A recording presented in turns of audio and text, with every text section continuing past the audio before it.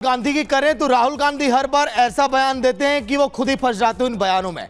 राहुल गांधी ने फिलहाल अपनी पहचान अब बरकरार रखी है, क्योंकि दलितों और आदिवासियों को राहुल गांधी ने जो बयान दिया था इनको लेकर अब ऐसा लगता है कि कांग्रेस के कार्यकाल में इनके लिए कुछ भी बेहतर नहीं किया।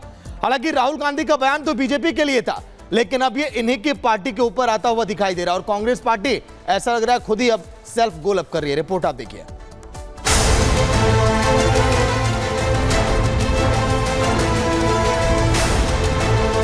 आदिवासियों पर राहुल ने कर दिया सेल्फ गोल। मैं हिंदुस्तान के एजुकेशन सिस्टम में पढ़ा हूं, पूरा का पूरा जोड़ दीजिए तो आदिवासियों के बारे में आधा चैप्टर मिलेगा। अपनी ही सरकार की खोल दी पोल। दलितों के बारे में एक लाइन, हां भाई अनटचेबिलिटी होती थी। ऊपर पूछे गए दो सवाल इसलिए क्योंकि राहुल गांधी का एक बयान उनकी पार्टी के ऐतिहासिक कार्यकाल पर ही सवालिया निशान लगा रहा है। पहले आप भी राहुल का यह बयान सुन लीजिए, फिर आप खुद सोचिए कि वो क्या बोल गए। पूरा का पूरा जोड़ दीजिए तो आदिवासियों के बारे में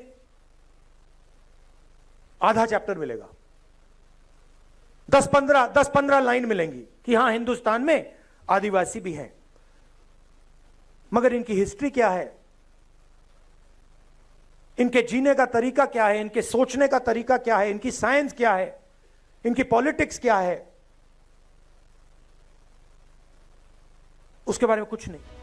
तो राहुल गांधी जिस स्कूल में जाते थे वहां आदिवासियों के बारे में पूरा चैप्टर यानी उन पर विस्तार से कुछ भी नहीं पढ़ाया गया। अब आदिवासियों से हटकर दलितों के बारे में उनका बयान सुन लीजिए, आप और हैरान हो जाएंगे। दलितों के बारे में एक लाइन, हां भाई अनटचेबिलिटी होती थी। जिन लोगों ने इस देश को बनाया, जो किसान, मजदूर, बढ़ई, नाई, मोची, इनकी हिस्ट्री कहां है, कहां लिखा है? फाड़ दिया गया। जैसे कि हिंदुस्तान के 90% लोग हैं ही नहीं। राहुल ने आदिवासियों और दलितों को लेकर यह बड़ा बयान तो दे दिया, पर उन्होंने खुद भी नहीं सोचा होगा कि उनका यह हमला बीजेपी पर नहीं, उनके पिता और दादी के कार्यकाल की ही पोल खोल देगा। क्योंकि जिस समय राहुल गांधी दिल्ली के स्कूल में पढ़ाई करते थे, उस समय देश की प्रधानमंत्री उनकी दादी इंदिरा गांधी थी, और राहुल जब और अच्छी पढ़ाई करने के लिए देहरादून गए तब उनके पिता देश के प्रधानमंत्री की कुर्सी संभाल चुके थे। जब आप छोटे थे, स्कूल में थे, तब आपकी ही दादी की, आपके ही पिता की सरकार थी, फिर आपकी मम्मी की सरकार थी। तो अगर नहीं पढ़े हैं तो इसका मतलब यह है कि आपके परिवार के लोगों ने उनके बारे में कुछ इतिहास में आने नहीं दिया। ये तो आपने अपने ही परिवार की पोल खोल दी। और जहां तक सवाल है कास्ट सर्वे, कास्ट सेंसस का, हिमाचल में क्यों नहीं करवाते आप? और टीएमसी ने ऑफिशियली अपोज किया है कास्ट सेंसस को, तो उस पर आपका क्या स्टैंड है, जरा बताइए खुल के। अमेरिका में जाके आप शेड्यूल ट्राइब और शेड्यूल कास्ट का रिजर्वेशन खत्म होने का बाद आपने क्यों किए? प्रधानमंत्री जी ने बोला कि मोदी होते हुए आरक्षण कोई भी खत्म नहीं करेगा। आज अगर शेड्यूल कास्ट और आदिवासी का कोई एक पार्टी दुश्मन है, वो पार्टी का नाम कांग्रेस है। अब तक तो राहुल ने जाति जनगणना को लेकर कई बार बीजेपी को घेरने की कोशिश की, लेकिन अपने ताजा बयान के बाद राहुल खुद घिर गए। उनके लिए अब इस सवाल का जवाब देना मुश्किल है कि उन्होंने अपने स्कूली शिक्षा के दौरान आदिवासियों और दलितों के बारे में कितनी पढ़ाई की। खेल में सेल्फ गोल करने वाले कई खिलाड़ी हो सकते हैं, लेकिन सियासत में सेल्फ गोल करने वाले राहुल शायद अकेले खिलाड़ी होंगे, और उनका यही सेल्फ गोल कांग्रेस के लिए कई राज्यों में जीतते जीतते हार का कारण बन जाता है। Bureau report, Republic Bharat.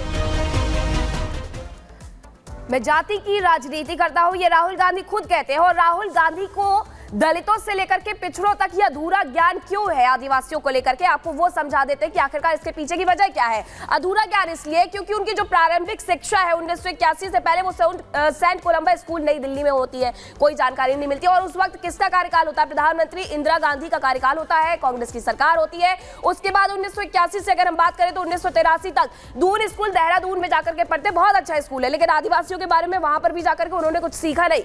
उस दौरान भी प्रधानमंत्री थी इंदिरा गांधी और उन्हीं की सरकार थी, यानी कांग्रेस की सरकार थी। 1984 से लेकर के 89 तक सुरक्षा कारणों से घर में ही उन्होंने अपनी पढ़ाई की, क्योंकि इंटेलिजेंस रिपोर्ट ये कहती थी कि जान को खतरा हो सकता है, और यही वजह रही कि घर में बैठ करके उन्होंने पढ़ाई की। उस वक्त राजीव गांधी की सरकार थी, कांग्रेस की सरकार थी। वो वक्त था जब इंदिरा गांधी की मौत हुई थी। 1989 में सेंट स्टीफन कॉलेज नई दिल्ली ग्रेजुएशन की पढ़ाई यहां करते हैं, और इसी के साथ राजीव गांधी सरकार में उन्होंने ये पढ़ाई अपनी की थी। 1991 सुरक्षा कारणों से देश से बाहर चले जाते हैं। तो राहुल गांधी का जो मोटा मोटा इतिहास है वो कुछ इस तरीके से है, और यही वजह है कि आदिवासियों और दलितों को लेकर के वो जो बयान देते हैं उसके बाद सवाल उठते हैं कि या तो कांग्रेस की सरकार में काम नहीं हुए, और अगर हुए तो राहुल गांधी खुद कुछ नहीं जानते कि आखिरकार उनके द्वारा क्या कुछ हुआ, क्या पढ़ाया गया। अब यही वजह है कि उन पर इन तमाम चीजों को लेकर के आरोप लगते रहते हैं। तो राहुल गांधी की जो राजनीति है वो जाति पर आकर टिक गई है। जाति जाति जाति, यही सच है राहुल गांधी की राजनीति का। अब तो जाति गिनने आगे बढ़ गए हैं, बॉलीवुड के कलाकारों की जाति गिनने की बात कह रहे हैं। जरा सुनिएगा। बॉलीवुड की बात करिए, बॉलीवुड में आपको दलित, आदिवासी, ओबीसी नहीं दिखेगा। नाच गाना चल रहा है, गाने बज रहे हैं, डांस हो रहा है, मगर 90% का कोई वहां नाच नहीं रहा। सच्चाई। राहुल गांधी के बयान पर अब गिरिराज सिंह ने हमला बोला है। केंद्रीय मंत्री गिरिराज सिंह ने कहा कि राहुल गांधी गृह युद्ध करवाना चाहते हैं। राहुल गांधी ने दलितों और आदिवासियों का हमेशा अपमान किया है। इसी से जुड़ी है बड़ी खबर, गिरिराज सिंह का राहुल गांधी पर हमला। उन्होंने कहा कि गृह युद्ध कराना चाहते हैं राहुल गांधी। आदिवासियों के लिए गांधी परिवार ने कुछ भी नहीं किया। जो गांधी परिवार ने नहीं किया वो प्रधानमंत्री नरेंद्र मोदी कर रहे हैं। मंदिरों को तोड़ दिया गया। राहुल गांधी भारत में गृह युद्ध कराना चाहते हैं। गिरिराज सिंह का कहना, अगर मंदिर ही टूटने लगेगा तो भक्त भला सुरक्षित कैसे रहेंगे? जो गांधी परिवार ने नहीं किया वो पीएम मोदी कर रहे हैं, गिरिराज सिंह ने कहा है। राहुल गांधी भारत में गृह युद्ध करवाना चाहते हैं। अब भारत के हिंदुओं को, भारत के सभी धर्म गुरुओं को से मैं अपील करूंगा हाथ जोड़ करके, भगवान की आराधना मंदिरों में एक पुजारी को छोड़ दे और निकल जाए, हिंदुओं को जगाएं और इन दुष्कर्मियों को, इनके खिलाफ आंदोलन छेड़ने की जरूरत है। और घोषित आपातकाल है, राहुल गांधी के इशारे पर हो रहा है। खड़गे की जुबान बंद है, तेजस्वी यादव की जुबान बंद है, लालू यादव और अखिलेश यादव की जुबान बंद है।